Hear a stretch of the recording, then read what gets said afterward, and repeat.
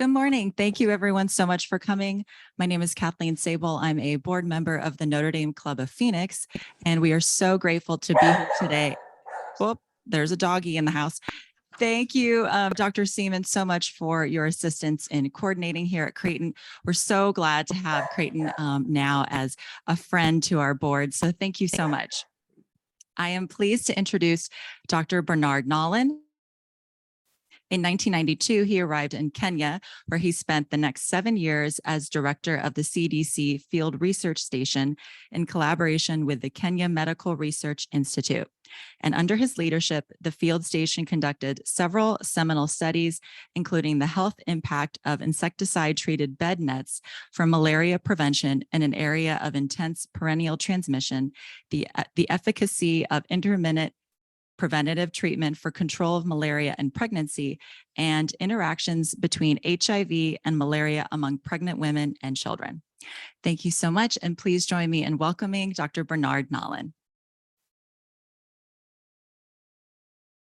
Yeah, thanks, Kathleen, for inviting me, and thanks, Dr. Seaman, for helping to organize this. It's a pleasure to be here in Phoenix, so at Creighton University. I'm getting to know the area a bit over the past day that I've been here. I'm going to give a talk that's not your usual clinical talk. It's more in the global health arena. And I just heard that actually Creighton's beginning a program in global health for students. So that's great. So I thought what I'd talk about, since we've all been living through the ongoing COVID-19 pandemic, is to talk about the future pandemics, like what are we learning and what should we know going forward. But I'm a big believer that you learn from the past. So I'm going to go a little bit of the brief history of pandemics, not all pandemics, but some of the pandemics in the past and how people approached those problems based on the tools they had available at that point of time. The emergence of global health governance mechanisms, what's that all about and why is it important? And also some of the challenges and limitations related to that. You know, preparing for the next pandemic. Well, first of all, is there going to be a next pandemic? Yes. How we're going to prepare for that, and what are some of the lessons we learned from this pandemic. So going back a ways to the 14th century, where the plague or the Black Death ravaged Europe. It killed about 25 million people, which was about a third of the population of Europe at that point in time. And of course, this is before the germ theory, before there were drugs or diagnostics for anything really. So what did people do to try to deal with this deadly disease that was killing off large populations? Well, what would you do? Well, Venice in the mid 14th century, 1348, Venice was very important, obviously, because this is where all the ships from the east were coming in. And a lot of these ships, of course, were bringing rats and people infected with plague. So Venice actually developed the first quarantine laws. So ships arriving in Venice at that point in time, in 1348, they started this, had to stay offshore for 40 days so they could see whether or not there was any death or illness on these ships. And actually 40 days in Italian is 40 giorni, which is where the term quarantine comes from. And I'm sure some of you were probably in quarantine or isolation during the COVID period. But this is how they were trying to deal with the problem. There was nothing magical about the term 40. It wasn't based on any science. You know, it goes back to the medieval times. You know, it rained 40 days and 40 nights.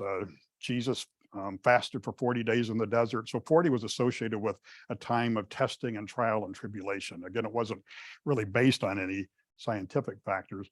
If you go to Venice today, you can actually go to this. The next thing they did, there are a couple islands in the lagoon in Venice. This is a Lazaretto Vecchio, where they would take people who appeared to have plague off the ship and put them in these facilities and do what they could to try to treat them. They had another island, Lazaretto Nuovo, where the ships would actually stay there and people would be brought off these ships. That was more the isolation. These were not people who were known to have, but because they had potentially been exposed. So if you're in Venice and you want to see something historical, go visit these places. Okay, Is there something I'm supposed to do?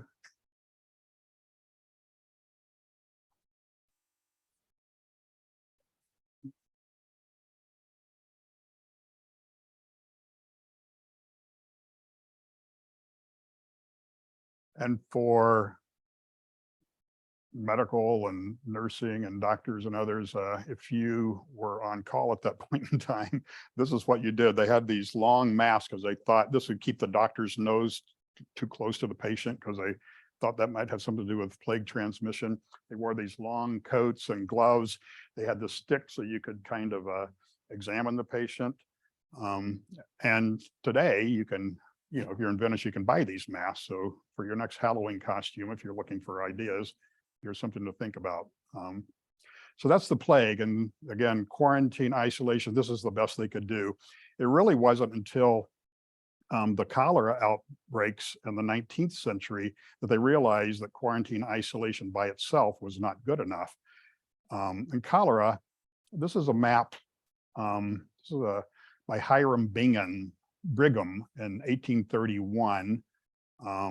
And I don't know if you can see it, but these red lines from the east coming all into Europe, all across and into the US, and even into the Great Lakes and even into Chicago. This was the map of cholera moving across the world associated with the big burst of trade and particularly shipping. In 1850, there were about 700,000 tons of shipping each year, but by 1910, it was more like 26 million tons. So this is a period was a huge amount of trade going on between the East, Middle East, Europe, and the United States, and that also helped spread cholera. So what would you do given that, and given the fact that cholera, has a very high morbidity and mortality rate associated with it? This is actually a picture of Chicago, near where I am at Notre Dame, and many of you have probably been to Chicago and seen the Chicago River. Again, when Chicago had this huge burst of development, needless to say, they were dumping all the waste into the Chicago River. The Chicago River flows into Lake Michigan. They were then sucking their drinking water out of Lake Michigan. And you can imagine what happened. The huge amount of morbidity and mortality just associated with drinking water. So what did Chicago do? This is actually one of the biggest engineering feats of the late 20th century. Early 20th century. They actually dug a canal parallel to the Chicago River and created these locks, which, here's the river. They actually reversed the course of the river. So today, the Chicago River doesn't flow into Lake Michigan. Lake Michigan flows into the Chicago River. So that helped then deal with their drinking water problem. And this is the Chicago we know today. So huge engineering feat and brilliant in an effort to try to stem the huge amount of disease and death associated with cholera. In the 19th century, there were about 7 major global cholera epidemics killing tens of millions of people. And that's for the first time countries started coming together to discuss these things. It was primarily the European countries and the US, but there were a series of early international sanitary conferences of the 19th century. In the mid-19th century, the International Red Cross was established. The Pan American Health Organization, which still has its headquarters in Washington, and was founded in 1902. And again, some of these other organizations like the Organisation Internationale d'Origine Publique, all of these were efforts to try to, with the birth of the huge burst of international trade and growth and people moving around and pathogens moving around, how do you get countries together to start working together to try to combat some of this? The League of Nations Health Organization, which came at the end of World War I, and of course the US never joined that, but that was the more formal effort to do this. I point out the Epidemic Commission in 1920 because at the end of World War I, there was a huge typhus outbreak in what's now parts of Russia and East Europe, again and there was concerns that this was going to spread into Europe. This was the first time that they actually tried to do something about it. They actually took soap and ambulances and healthcare workers to the place where people were being infected with typhus to try to combat it. So that was the first time where there was any sort of not just talking about how we're going to try to prevent this, but okay, it's happening. How do we go to the source and try to combat that? And of course, that eventually gave rise to the establishment of WHO in 1948. And I'll talk a little bit more about WHO later in the talk. So you've all heard of the Spanish flu, which is frankly a misnomer because it didn't start in Spain. In 1918, 1919, this was an H1N1 virus, which is estimated to have infected about 500 million people, and in the United States killed about 675,000 Americans and at least 50 million people worldwide. And obviously the population of the United States back in 1918, 1919 was about a tenth of what it is now. So you can imagine the huge amount of morbidity and mortality associated with this one virus. They actually didn't discover the cause of the epidemic until 15 years later. And as you say, 10 to 20% of those infected with H1N1 died, whereas a normal influenza fatality rate is in the range of like 0.1%. So really a nasty influenza virus. The swine flu, which came much later, was also an H1N1 influenza virus, but fortunately it wasn't that transmissible, so we didn't see happen. But throughout my career in global health, everyone's been waiting for the next flu epidemic. It ended up being the coronavirus, not influenza, but there's always been these, what do you do? So what did they do back then? Masking. I love this one. This is in San Francisco. You get your hair cut outside and the barbers are masked. Here's the soldiers marching in the street, mask. And some of these are just newspaper headline. I love this one, open-faced sneezers to be arrested. Churches need to keep their windows open. Stuff that we were dealing with early in the COVID pandemic. It's nothing new. And same way, the blowback, it was politicized, and in some areas, actually, there's a famous example of, Philadelphia, when the virus first arise, it happened to be, they're going to have their annual, I forget what the parade was, or some big, huge celebration in Philadelphia every year. It wasn't the Mummers Parade or something comparable.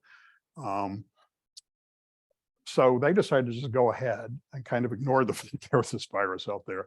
St. Louis, as soon as they had the first cases, they actually had lockdowns. They had masking. They had bars closed and all this other. So you can actually look at mortality rates from Philadelphia to St. Louis just based on that. Again, these are the tools they had at that point in time.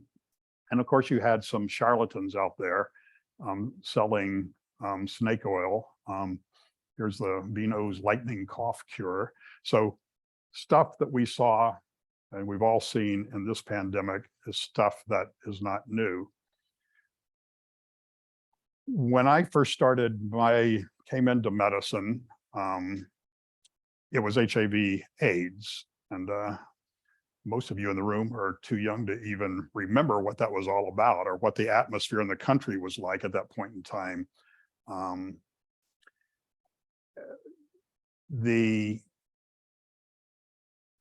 I was just thinking about this recently, that so in 1981 was the first MMWR article reporting these clusters of cases of pneumocystis carinii pneumonia and later some Kaposi sarcoma, two diseases which are normally only seen in people who are immunosuppressed, people who, for example, are on cancer chemotherapy or something of that nature. But suddenly, previously healthy people, there were these clusters that were popping up in New York and Los Angeles, San Francisco. That was 1981. And of course, lots of investigations going on at that point in time.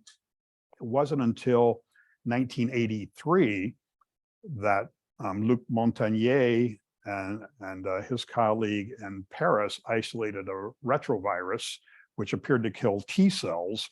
And they later ended up winning the 2008 Nobel Prize for Medicine for this discovery. So it took 2 years to actually realize that it was a virus, because early on, I can tell you, they were looking at all sorts of things, everything from environmental exposures to this or that. I mean, still the most likely thing was an infectious agent, but nobody actually knew. Fortunately, there was a lot of research already going on retroviruses and labs in Paris and in the United States. It took 2 years to identify that this was a virus. It was another 2 years before there was a diagnostic test available. The first commercially available test was an ELISA test. When I worked for 4 years in LA at the peak of the AIDS epidemic from 88 to 92, all my patients were dying because all we had was AZT, which was the first antiretroviral drug. And it's really only until 1992 or to 96 where we started coming in with combination therapies. And you can see what happened. That changed the whole course of the pandemic. Of course, it still is a huge problem in the US and elsewhere, but we have tools now. We have rapid diagnostic tests, we have better treatments, and also behavioral prevention and outreach. We still don't have a vaccine. That's been problematic, but there's still an ongoing research and hope for a vaccine. But just looking at that timeline, 1981, it's really only to the mid 90s that you start seeing any sort of changing in that whole epidemic curve. We're coming to the present day with SARS, which you've all lived through, and we're continuing to live through it. Well, first of all, where'd it come from? This ongoing, I wouldn't call it a debate. I think there's still reason to question whether or not there was a laboratory link. And if it was a leak, it was probably unintentional. There's nothing to indicate that there was anything malevolent going on. But still, was there a lab leak from this Wuhan laboratory in China, which was nearby this market where humans and animals, the live animal thing.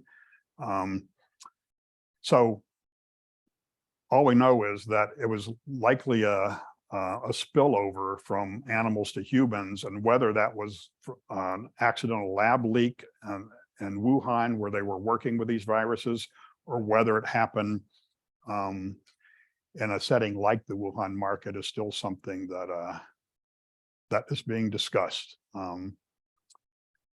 So as of August the 2nd, these are the latest figures from WHO. About 769 million confirmed cases, about 7 million deaths. And even WHO recognizes that that's a huge underreporting. And it's even more of an underreporting now because, even us, if I get a cough or something, I can use a rapid diagnostic test. I'm not necessarily going to call the health department and say, oh, I tested positive. So a lot of underreporting at this point in time, but this just gives some of the figures of where this come.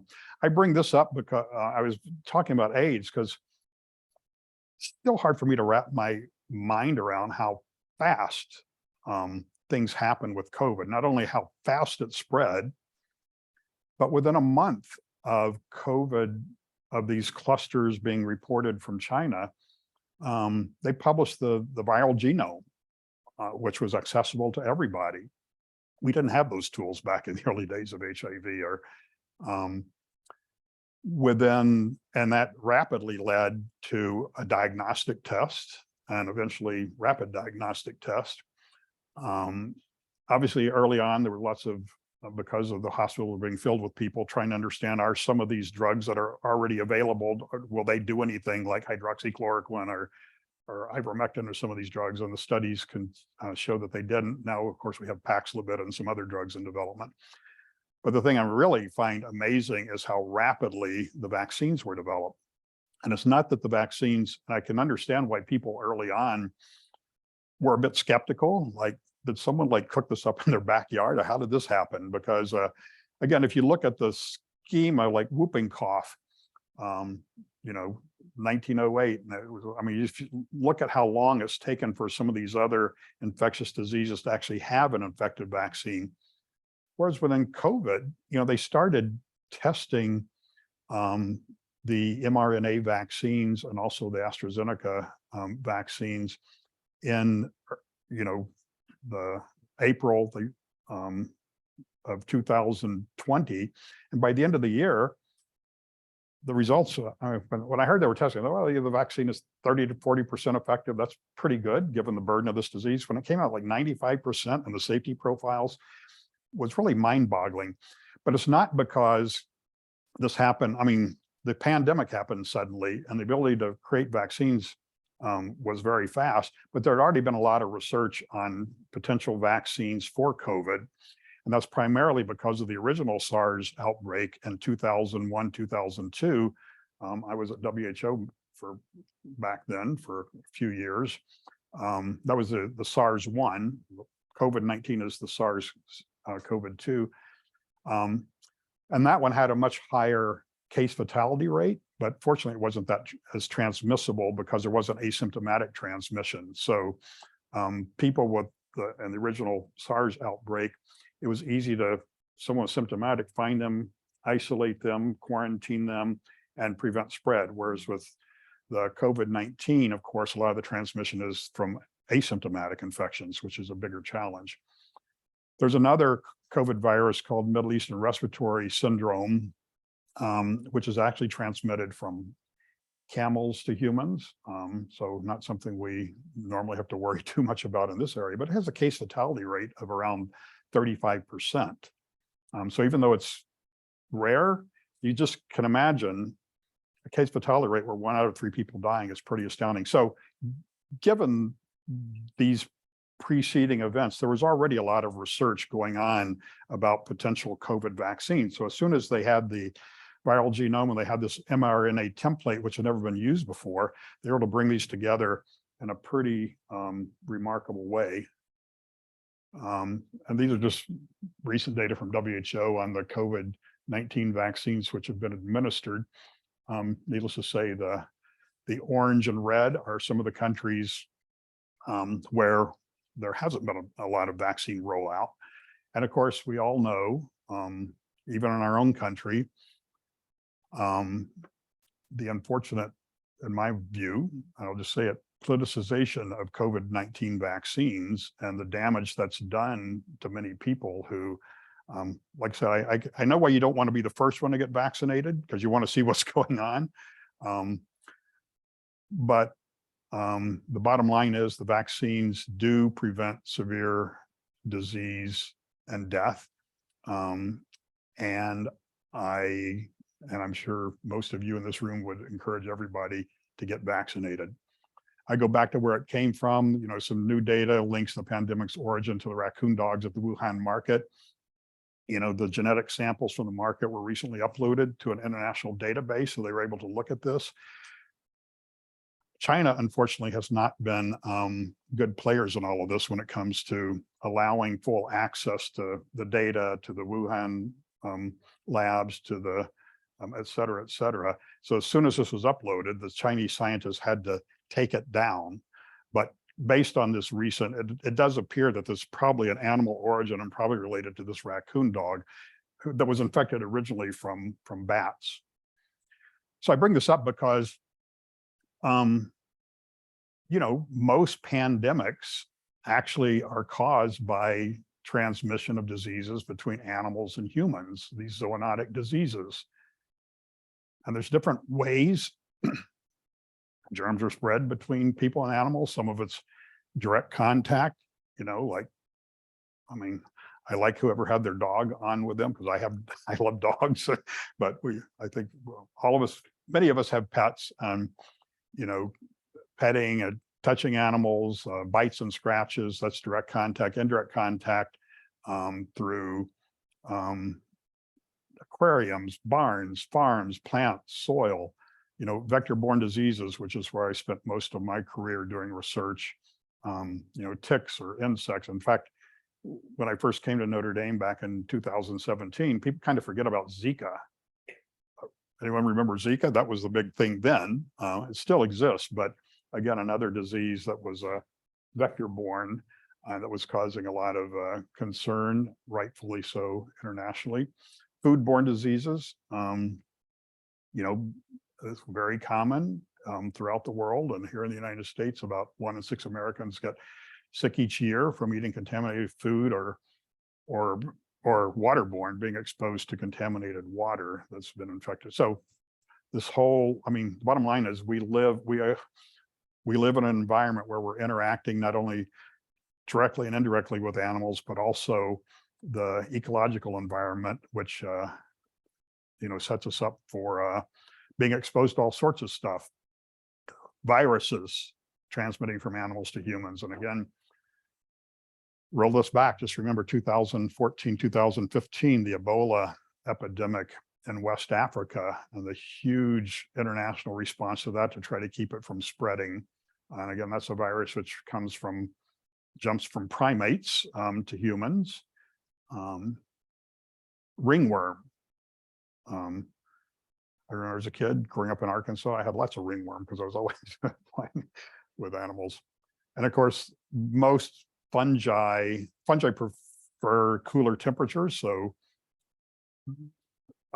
except in certain situations where people are immunosuppressed or things going on, the human body temperature is such that it's not a great host for most fungi. That may be changing, and there's concerns that may be changing, particularly with warming planet. Will fungi be able to adapt to warmer body temperatures? Those of you who are fans of The Last of Us know about the zombie fungi, which is taking over the world. I don't think that's going to happen, but again, at least fungi now are out there in the public. People now, oh really? That might actually, no, this won't happen. But bacteria, cat scratch disease is just an example of that. Parasites, again, I spent most of my career working on malaria, and again, we don't normally think of mosquitoes as being zoonotic diseases, but mosquitoes and ticks and fleas, they're all animals. So yes.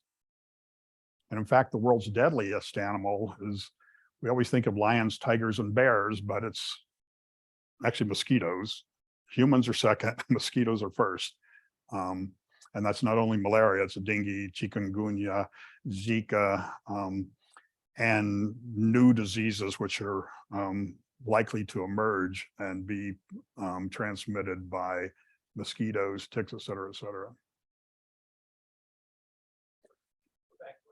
Sure.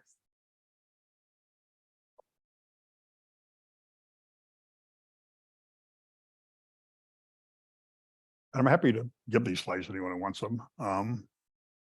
We've all heard about the frog. So supposedly if you put a frog in boiling water, it jumps out. If you put it in tepid water and gradually heat it, it doesn't know it's being, and it just dies. So that's an indication that, we as humans, if something's happening gradually, we tend to want to kind of ignore it until it reaches the tipping point. Frankly, this is a disservice to frogs. Because frogs, if you put it in boiling water, it dies. And frogs don't actually, if they have a way to get out, when the water gets to a certain, they'll jump out. But anyway, we all know about this story of the frogs. And I think we as humans are reaching this tipping point. And I know all of you here in Phoenix probably hear this on a daily basis. But with climate change, so you look at what's going on in the world. I mentioned the ease of travel, population movements, urbanization, the animal husbandry industry, all these things coming together just exposes us to the likelihood that pandemics will become more common and not less common. And with climate change, again, warmer temperatures can increase the range of disease-carrying insects and other pests. We've seen this with Lyme disease, which is now spreading to other parts of the country. Like I said, I spent a lot of my career in malaria,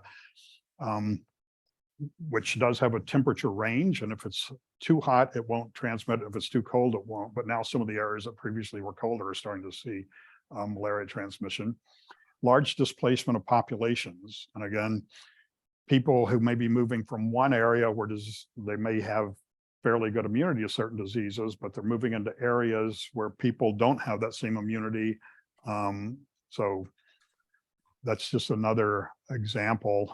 If you think back to that Hiram Brigham map of cholera and what that looked like, again, the displacement of populations and the movement of people is going to be a factor. Air pollution can catalyze the emergence of new diseases, and also influence our ability, because at the, obviously the lung level, to be able to deal with those sorts of infections.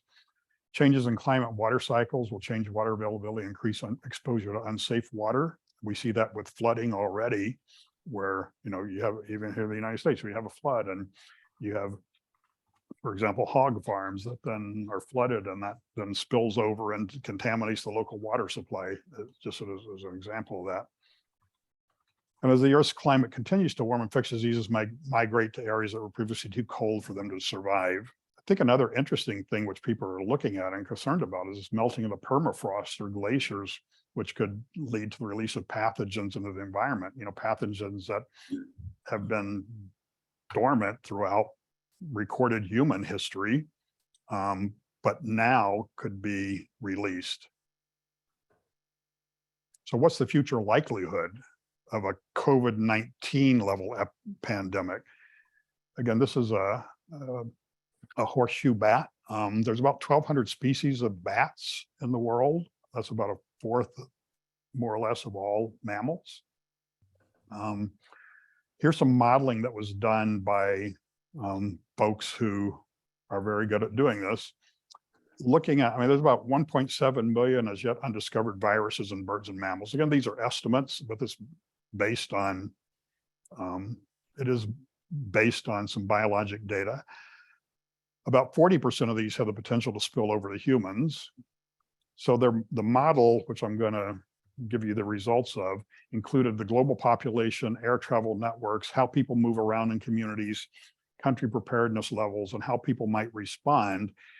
So this model comes up with an estimate that the probability of another COVID-19 level pandemic is about 2.5 to 3.3% per year, which means that over a 75-year lifetime, it's in the range of like 88 to 92% that you're going to experience one. Obviously, a COVID-19 level pandemic, sort of like a 100-year flood. A 100-year flood doesn't mean it only comes every 100 years. A 100-year flood could happen this year, and it could happen again next year. And then it may not happen again. But I have little doubt that we're going to see some pandemic of a COVID-19 level, at least while I'm still around. Hopefully while I'm still around. Well, no, hopefully not that there's a pandemic. Hopefully I'll still be around. Larry Brilliant, who some of you may know from his work, says outbreaks are inevitable, but pandemics are optional.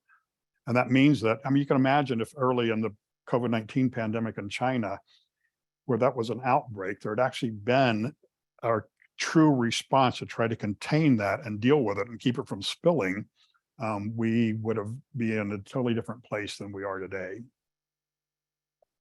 A recent, anonymous questionnaire to 10 senior communicable disease experts at WHO and CDC. In your opinion, what's going to be the top 3 pathogens most likely to cause the next pandemic in order of likelihood? This was about a year ago. First one was the SARS-CoV-2 variant, and we continue to see variants. You probably see now there's a new variant, which appears to be a bit more transmissible, but fortunately is not causing a lot more severe disease. Influenza, some previously unknown human pathogen, Agent X. Antimicrobial resistance is a huge issue. I'm sure those of you in healthcare settings are acutely aware of this. Measles, which is one of the most highly infectious diseases in the world. Smallpox or some other act of bioterrorism.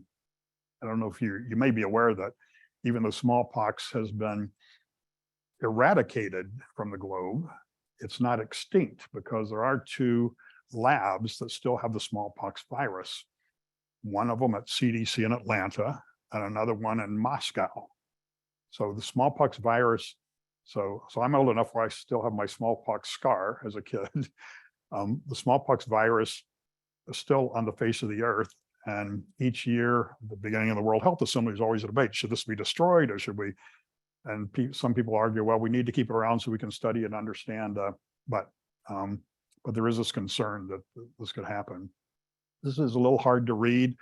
Like, this is the Global Pandemic Monitoring Board. If a new outbreak of disease with a pandemic potential occurred somewhere in the world today, can we be confident that every country has the capacity to detect and contain it?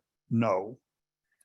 Can we be confident that crucial information will be shared rapidly and transparently? No. Can we be confident that healthcare workers will have the resources and protection needed for their work? No. Can we be confident that personal protective equipment, diagnostics, therapeutics, et cetera, will be channeled to those most in need other than those who can afford to pay? No. Can we be confident that all nations will act promptly, effectively, and in concert to stop its further spread? No. Can we expect a different outcome for the next global health crisis? No. So that's kind of sobering, but you have to be an optimist to stay in this space. I'm going to talk a little bit about some of the stuff that's going on and how this may change. Like, what should we be doing to prepare for the next pandemic? I mentioned the WHO, and I was there for 5 years. So it's by no means, it's not a perfect organization, but the bottom line is if the WHO didn't exist, we would need to create something like a WHO, because it's the only organization that's mandated by all 194 nations of the UN to have a convening power, to bring people together, to come to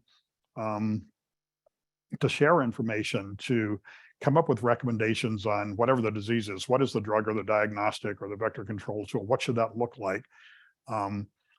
So I do think I can give a whole talk on WHO and its strengths and weaknesses, but the bottom line is we need something like WHO. And actually, if you go back to the 1948 Constitution of WHO, the Constitution actually gives, there's different levels of law that the Constitution includes. A lot of this is where a lot of the action at WHO that comes out of the UN General Assembly and also the annual meeting of ministers of health in Geneva is more on the norms and standards. For example, the global strategy for the prevention of control of non-communicable diseases, the global strategy to reduce harmful use of alcohol. And then the next level up are recommendations. The pandemic preparedness framework is a recommendation which countries actually in the World Health Assembly actually vote on. The next level up are the international health regulations, which I'll say a little bit more about, and the nomenclature of diseases. I mean, the DCS, the DCM3 and 4 and all these comes from this work. The highest level is actually the treaty power. And WHO has only used this power once, and that was in 2002, the Framework Convention on Tobacco Control. So when I lived in Geneva and was at WHO, this is when this tobacco control treaty was first kicking in. Frankly, it was hard to go into a restaurant, particularly in the winter, because everybody's like smoking and you're like inhaling smoke. And I mean, summer was okay. Now, even though there was pushback by a lot of the Swiss, now as part of this is Switzerland, France, Italy, and the US was at the forefront of a lot of this. You can't smoke inside, you can't smoke in schools, you can't smoke in hospitals, you can't, sports arenas can no longer advertise tobacco. So that's the only time there's actually a treaty that WHO had, and this is obviously a very important area given all the damage that tobacco does. So the question is, why hasn't WHO done anything more about this? I go back to the international health regulations. They were revised in 2005, and they're legally binding on all 194 member states of the UN. And these regulations aim to prevent, control, and respond to risk of international disease spread in ways that are commensurate with public health risk and to avoid unnecessary interference with international traffic and trade. So these international health regulations, again, were last updated in 2005, and they require all member states to notify WHO of all events that may constitute a public health emergency of international concern. I can tell you in the original SARS-1 pandemic, China was not reporting on this. And it really was the one time I saw WHO use its power to stand up to China and demand that they give data. And that was a bit more of a progressive China back then. So they then began to do that. This is a meeting of the International Health Regulatory Emergency Committee that, called the COVID-19 an internet health concern. They put out this emergency in late January of 2020. But now what they're talking about is actually having a pandemic treaty. So using WHO's treaty power to actually, recognizing the international health regulations themselves. I should say that the international health regulations, it's all voluntary. I mean, if a country doesn't want to do it, WHO has no enforcement power. They can't go demand. They can try to shame people. They can do all, and they try to get countries working with each other to shame each other if they're not sharing data. The WHO can't really do anything about it. Whereas a treaty is a bit different when it comes to potential international monitoring of that. So the outline for this pandemic treaty is that international property should be waived during a pandemic to allow poorer countries to manufacture vaccines and treatments as they become available. WHO would reserve 20% of all test vaccines and treatments to distribute to poorer countries. Prices and contracts should be made public. And then differentiated responsibility. So all nations have to play a role, but obligations will depend on how affluent they are. So obviously the higher income countries would be expected to do more than lower income countries when it comes to their ability to respond to some of this. And also a focus on provision of universal health care.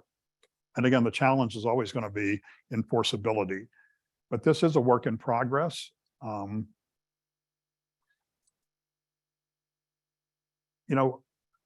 bring in the economics of this. And again, I'm not an economist, but I remember, when I first came into my career in global health and was working on malaria, you can put out all these data. 1 million kids in Africa under 5 are dying from malaria. We need investments in new drugs and diagnostics and vector control tools. And it was all driven by the disease burden argument. And it actually was in the Macroeconomics of Health report in 2002 that Dr. Jeff Sachs and others put together. They actually positioned malaria as an economic problem, that in sub-Saharan Africa, the failure to do anything about malaria would result in about 1.5 decrease in GDP each year. You can imagine over a decade, that's like 15% lower GDP so it actually positioned malaria not only as a health burden, but also an economic burden, and particularly affecting the poorest of the poor in these countries. That actually changed the dynamic. Then you had groups like the Gates Foundation. Malaria is a priority for them. There's the Global Fund to fight HIV, TB, and malaria. I worked for 11 years. President Bush launched the President's Malaria Initiative, which was expanded under President Obama and has continued. And that's about $800 million a year, which go along with other funding to help support countries in their struggle against malaria. So I just go back to the fact that, health burden is important, but also trying to understand there's lots of health issues, but the economic impact.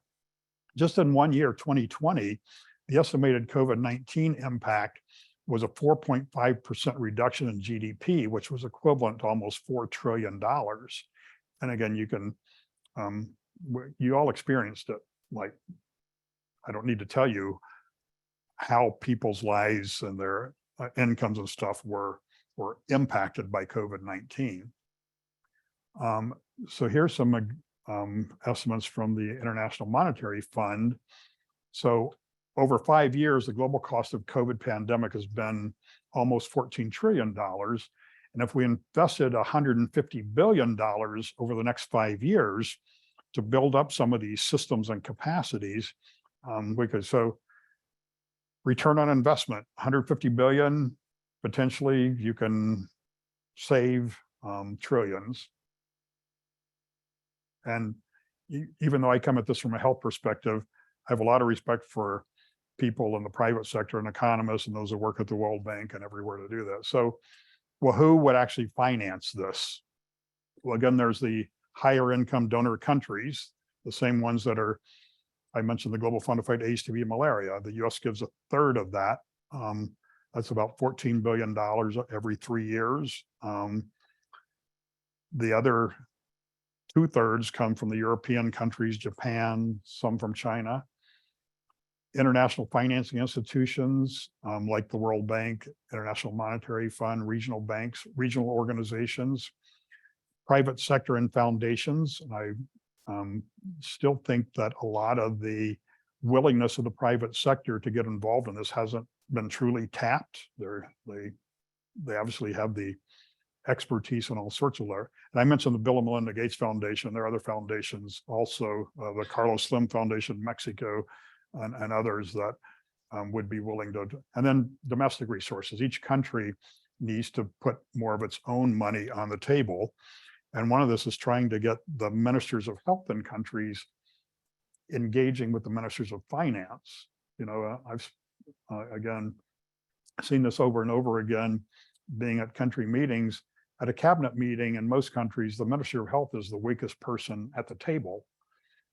You know, it's the Minister of Defense and the Minister of Finance and the Minister of Transportation. Sometimes even the tourism minister is more powerful than which is why some of these lower income countries some of these lower income have now become lower middle income countries, and some of the lower middle income are now becoming middle income countries.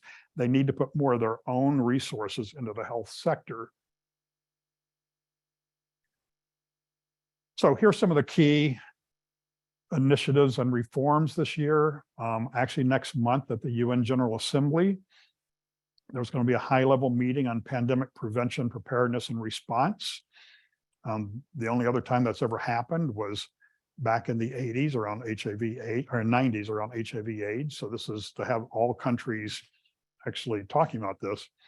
I mentioned the negotiations towards the adoption of a WHO pandemic agreement, which is planned to happen next year. There's something called the Pandemic Fund, which the World Bank and others have started, with the first round of funding being this year. Again, trying to have funds available up front and not just at the last minute where you're trying to respond to what's going on. Countries and other stakeholders are developing proposals and financing for equitable countermeasures platform. And again, we do want, you know, it does make a difference if lower income, if something is happening, I mean, COVID-19, if something's happening and lower income countries are not able to access the same things we have here in the United States, it's not that that's necessarily going to protect us, because we've seen with COVID, you can have new variants, you can have all sorts of things happening that then come back to bite us. The G20 countries have established a task force to strengthen collaboration. I should mention another really interesting thing, the G7 countries, which are the US and European countries, have something called the 100 Days Mission. And the point of this is actually to accelerate development of diagnostics, therapeutics, and vaccines for whatever the next pandemic is, to actually have investments in science and resources available. I just go back to the COVID-19 vaccine, the rapidity with which that happened. If COVID-19 had happened a decade ago, we would have been a lot worse off. But just that investment. So this 100 Days Mission is actually, okay, something happens now, 100 days from now, we're going to have drugs and diagnostics and potentially vaccines for this. And this is being led by the wealthier countries. So to end, what are some of the lessons from the present pandemic? building resilient health systems. We saw that in our own country, where facilities were being, I'm sure you all on the front lines all have your own stories. Facilities were being overwhelmed by cases. Health workers didn't have what they needed to protect themselves and their patients. A lot of populations that have problems with access to health care to begin with, whether they be homeless or whether they, I found it interesting being in South Bend, Indiana, where Notre Dame's located, suddenly essential workers are primarily communities of color, because they're the ones who, need to man the grocery stores and the trucking systems and the this and that. So people who before were under the radar are suddenly essential workers, and they're the ones who are making it to work. They're primarily taking public transportation. They tend to live in more crowded homes, so not only were they essential workers, they're also being put at much higher risk. And you saw that in the numbers locally in South Bend, Indiana, where the hospitalization death rates were much higher in communities of color than they were in white populations. And I'm sure you probably had similar experiences here in your area.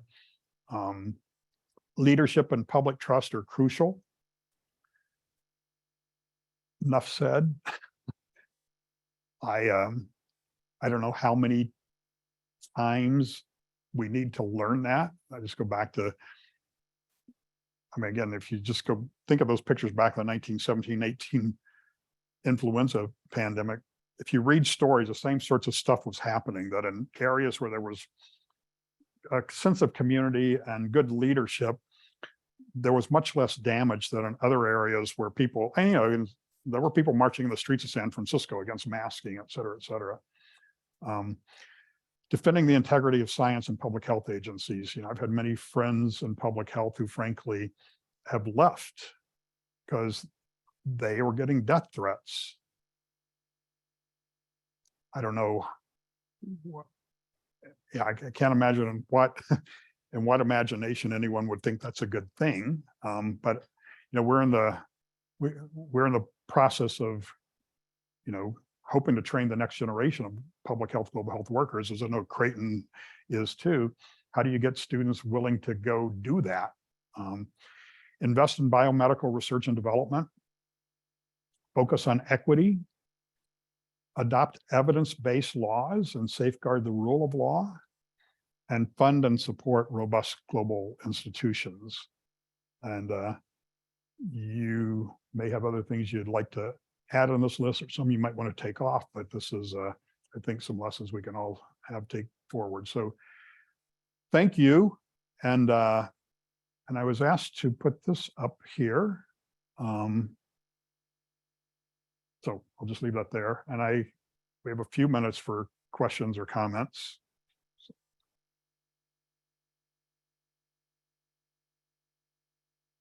I don't know if anyone online can do question or comments, but I'm happy to.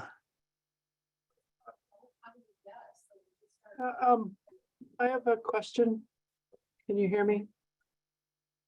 Yes. What do you see as the pathway to building trust in healthcare? There's so much distrust and misinformation right now. Yeah, well, again, it's not going to happen overnight. And, part of it is healthcare workers themselves, as part of our training, need to learn how to be better communicators and interact with the people they're interacting with. Because, I heard lots of stories, again, locally my own, where some people were put off by going to health facilities and stuff just because of what was happening in those health facilities. The healthcare workers obviously were overwhelmed and stressed out. So one thing is, at all levels, there needs to be an effort to have trust, maintain trust, and even if you build it, it's a tenuous thing that can fall away. I do, and I'll just say it, think we need to hold our politicians accountable, and that means voting for those who actually believe in putting the best effort for their populations and science. I'm not sure we have a good record with that everywhere, because I've seen other countries where that's happened. You look at places like New Zealand or some of these other countries where there's a totally different, they had lockdowns that went on for months. I'm not saying we should do that, but there was a sense of community and a trust in their elected officials that they were all in this together. I think, there is and I don't have an answer to this, there is kind of it goes beyond COVID or vaccines, or there is an anti-science movement in the United States.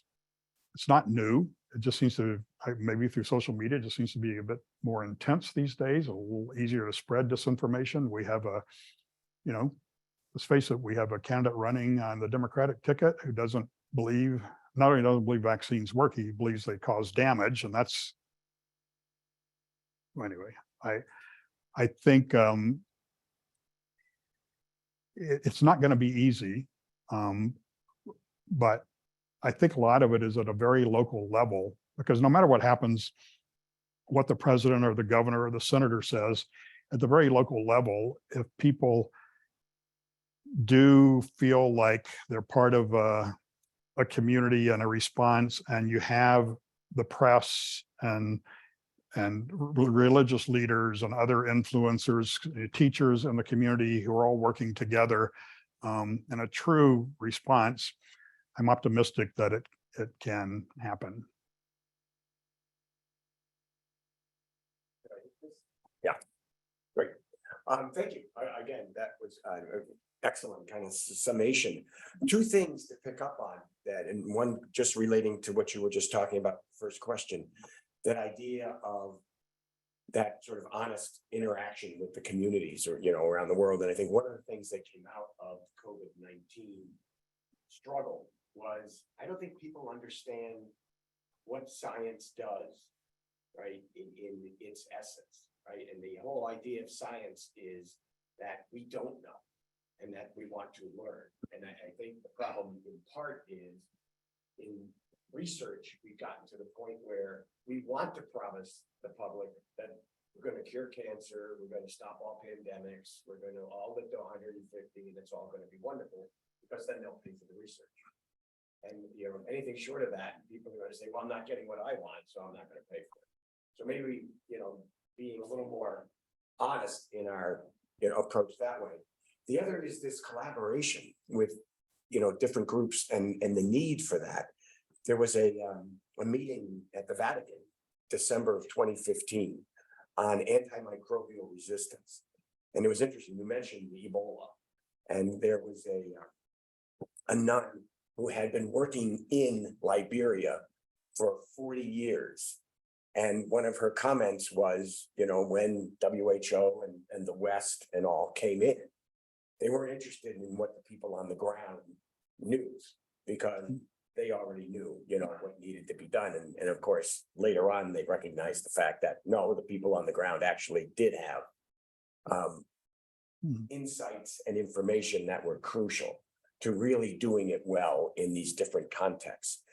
How do you get to that level of collaboration and communication, with all the other sort of infrastructure issues you have to face at places like WHO and UN and CDC? Actually, as you're talking about the Ebola, that's a great example of where, so if you look at what happened in Ebola, there was a big response. And I don't know if you remember, under the Obama, the US military was going in and setting up hospitals and doing all this stuff and treating people who come in. And actually what ended the Ebola epidemic was not that. And if you go back to the original Ebola epidemic in 1975, 76, and what ended it were these burial teams.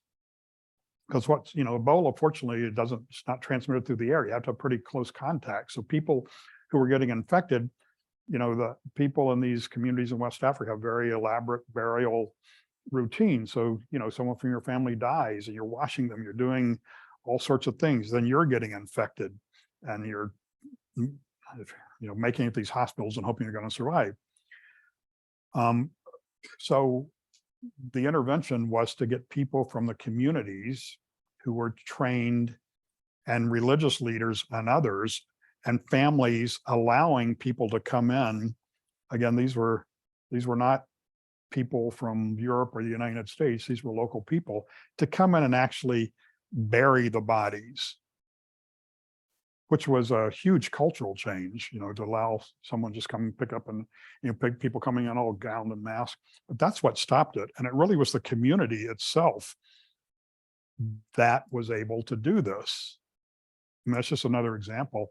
I go back, a lot of my experience working in Africa was with community health workers. People from the community, they're not doctors or nurses, but they're trained with a certain set of skills, but they have, they're part of the community. They can report on what's going on. They can actually deliver some services, or if someone needs services, help them get to services. We've done some of this in South Bend through a grant from CDC. That has nothing to do with COVID. We're actually working on lead exposure and some of the old housing stock. So we have community health workers from the community who were recognized in there and have the trust of people to be able to go to their houses and talk about lead exposure and some of the, so yeah, it needs to be at all levels. But again, I just go back to the fact that I don't think we as healthcare workers or scientists don't have any downstream idea of what goes on. I was in a meeting recently at Notre Dame with the College of Science Dean and the College of Engineering Dean. They have a new proposal called the Bioengineering and Life Sciences Initiative and they showed me the proposal. I said, that's all great, but that's very laboratory based, and there may be good things coming out of that, but you need to involve social scientists and anthropologists and sociologists and economists and others on that downstream side. The dean of the College of Engineering, she said, oh yeah, you're right. And she said, look at the COVID-19 vaccine. That was a huge scientific advancement. Look at how hard it was to get that out there. But again, I think at all levels, there needs to be a certain level of humility on the part of scientists and healthcare workers. And frankly, as someone who spent a bulk of my career at CDC, I was gobsmacked at how bungled the CDC messages were coming out. And going back to your point, it's just being honest, like what we know at this point in time. And I can see why people are getting confused. Well, don't use masks because there's not enough masks for healthcare workers. And they were going, I know you need a mask. And things were happening so fast. But I think part of it was just people not understanding that you don't have all the answers immediately. And some of the answers don't come until a bit down the line. And it's going to affect then what you may then think you need at that point in time.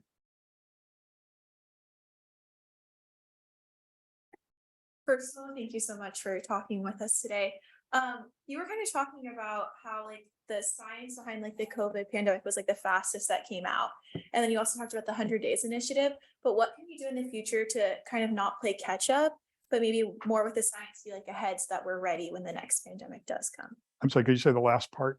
Just how will we be ready in the future to not have to play catch up, but rather have the medicine available to be preventative? Again, it's a great question. And some of my colleagues at Notre Dame, and it's not just Notre Dame, I'm sure you can look around the country. One of the things that's going on is people trying to get ahead of this. Can you predict where there may be spillovers and how this happens? I'll just give an example. There's something that has the acronym ReadyNet at Notre Dame. A couple of my colleagues in the Department of Biological Sciences actually working with the Department of Defense with funding from the US government and some of the Department of Defense laboratories and also collaborations in Kenya and Florida and Peru and others. They're actually going and doing collections of ticks, mosquitoes, fleas, water, soil samples, and trying to look at these things now to try to, and it's not my field, so don't ask me how they do this, but they're trying to get ahead of this by, well, what are the most likely pathogens that would spill over, either known pathogens or new pathogens, to try to actually predict that. the Center for Research Computing at Notre Dame, their role is they've created a platform, a real-time platform, because part of the problem with surveillance data is it may take a few months for this to even filter up, or but they created a platform so people could in real time be able to look at the data coming out of this. So Notre Dame will be a repository for all these biologic samples. And that will, it's just another effort, but I can tell you there's several other groups in the United States and in Europe doing something quite similar. And I think that's a good thing. Like, how do you actually get ahead of this? I go back to the fact that the COVID-19 vaccine happened so fast because of what happened before. And I mean, the mRNA platform is pretty remarkable. There may be other platforms even better than that in the future. I don't know, but it's I think, again, investment in science. But we need to continue to invest in both not only basic science, but also the developmental side. And I'm a strong believer, we can't ignore the downstream side of this and engaging communities and others up front. I'll give you an example. I mentioned the work my colleagues at Notre Dame are doing, and some of this is going on in Belize and in southern Mexico on the border. So they're having discussions with Lockheed Martin about using drones, because some of these areas are very difficult to get into to go do. So using drones to go in and collect soil and water samples in areas where we know animals, for example, in Africa, animals are coming around water holes and stuff, which is a great idea. But again, you need to engage the communities even then. Having drones coming in and you don't know what's going on, that's so I personally think it's a very exciting time to be, on the one hand, it's a downer because things are happening at such a rapid pace, and the threats are so, I mean, I mentioned climate change, human population movement, everything going on. But I think if we can continue to learn from what we're going through now and apply that to the next pandemic, and also investments in health systems and science and community-based systems, I'm an optimist that we will do a better job next time around. So that list I showed you with all the X's and the no's, hopefully will look much better.